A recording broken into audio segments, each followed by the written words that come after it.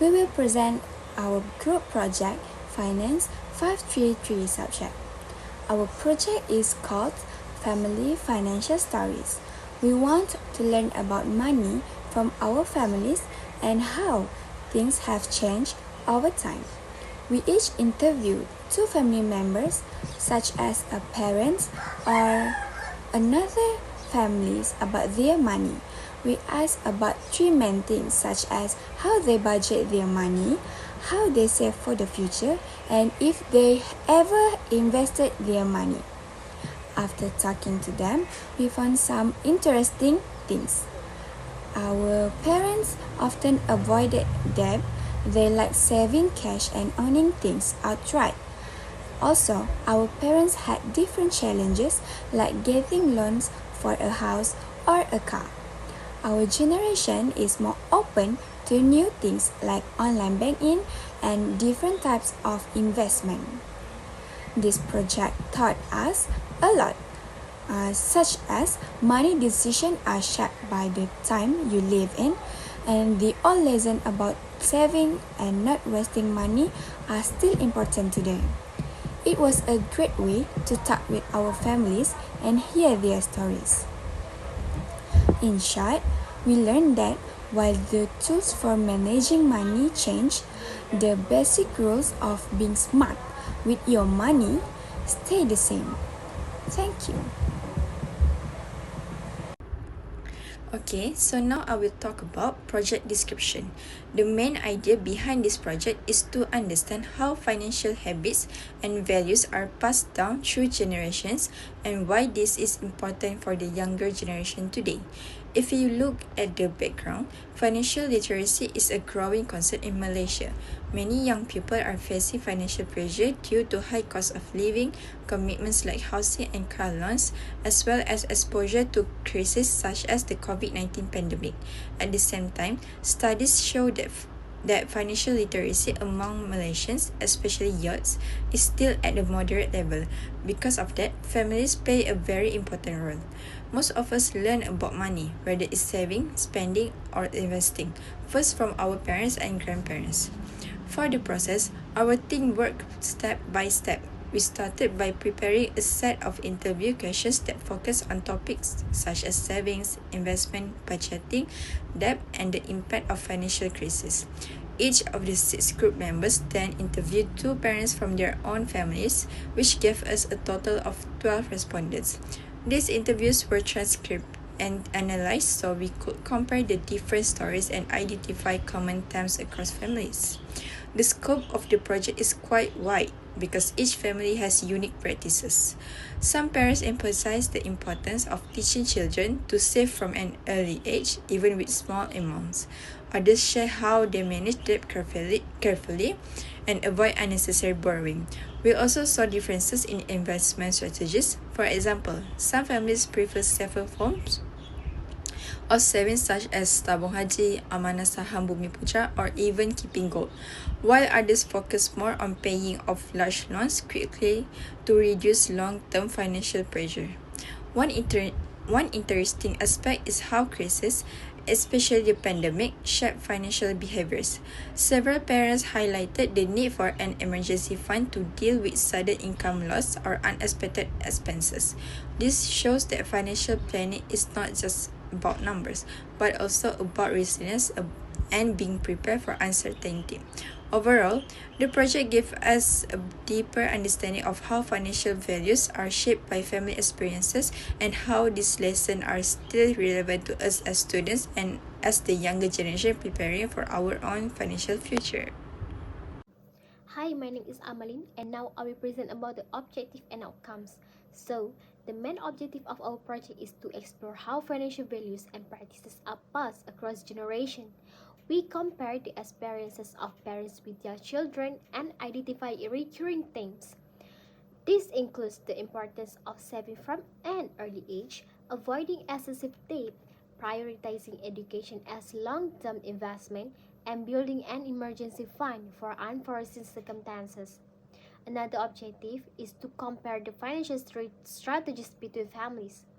We found that while some prefer safer Options like gold or tabung haji, others prioritize paying off major loans such as housing or car. Finally, we aim to propose recommendations for young people so they can develop better financial literacy and habits. Moving to the outcomes, our interview with six respondents confirmed several major themes.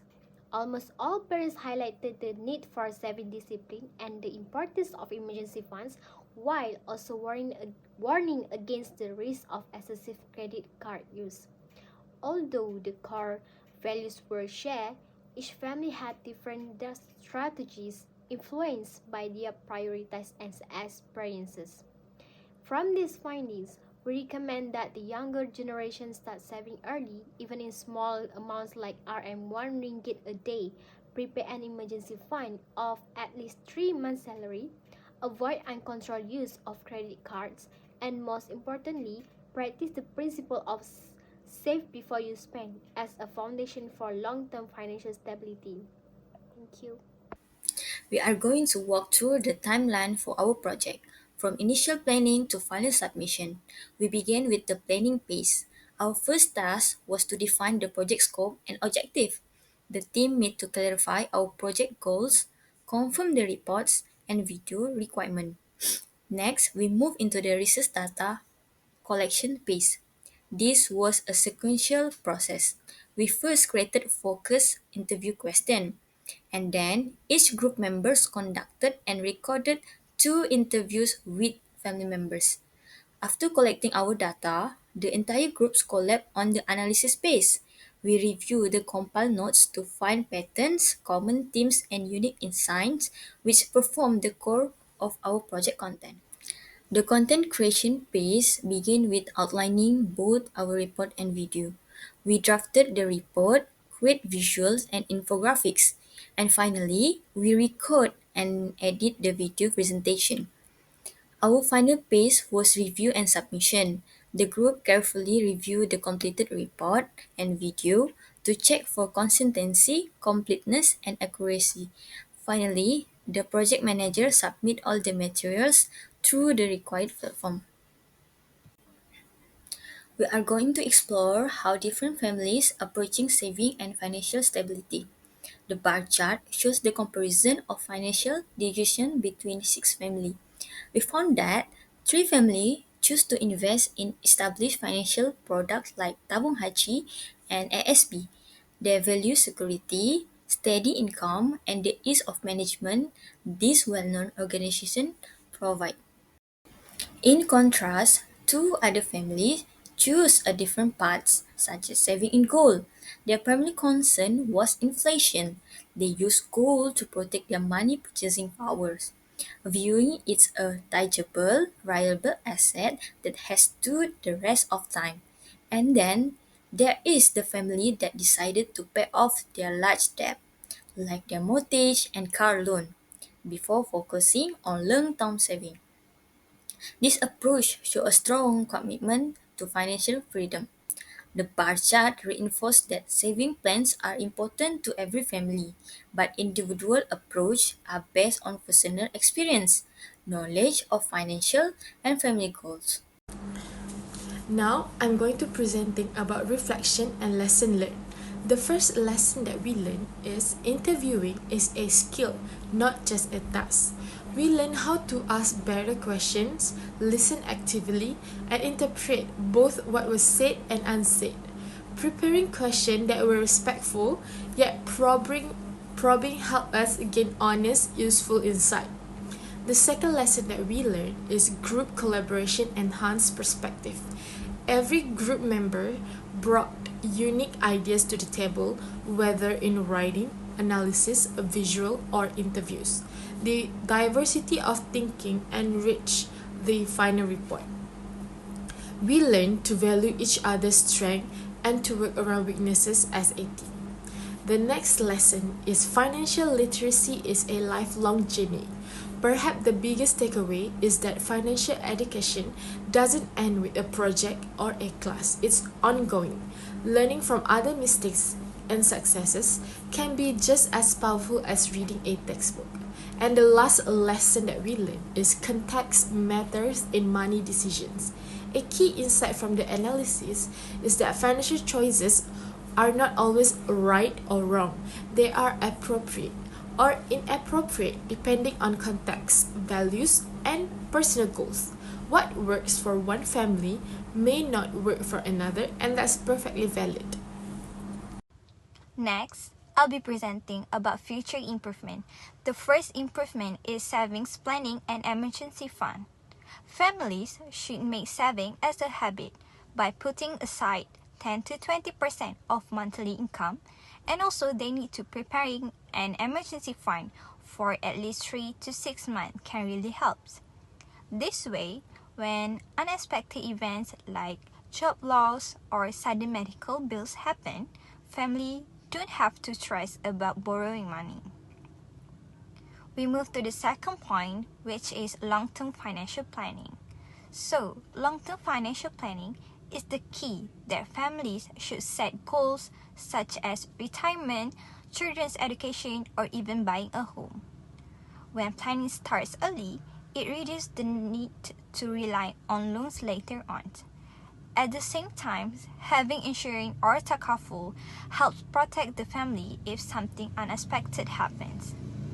Last but not least, we move to the third point, which is investment diversifications. It's not enough to only save in the bank. Families should explore other safe investment options like amanah saham berhad, tabung haji, unit trust, or Sharia compliant stock. By diversifying, families can reduce risk and also grow their money faster, leading to stronger financial security in the future. Okay, so for conclusion, this project highlights that the wisdom passed down from parents and older generations is still very valuable. Key practices such as saving early, living within your means, avoiding excessive debt, and preparing for emergencies continue to be the foundation of financial stability. Although different families may use different strategies, such as some prefer investment, some focus on repaying loans, the ultimate goal is always the same, which is financial security and stability for the family. The key message for the younger generation is simple: learn from your family's experiences, practice financial discipline, and make smart, responsible choices. By doing so, we can handle challenges better and build a more secure financial future for ourselves and our families. Thank you.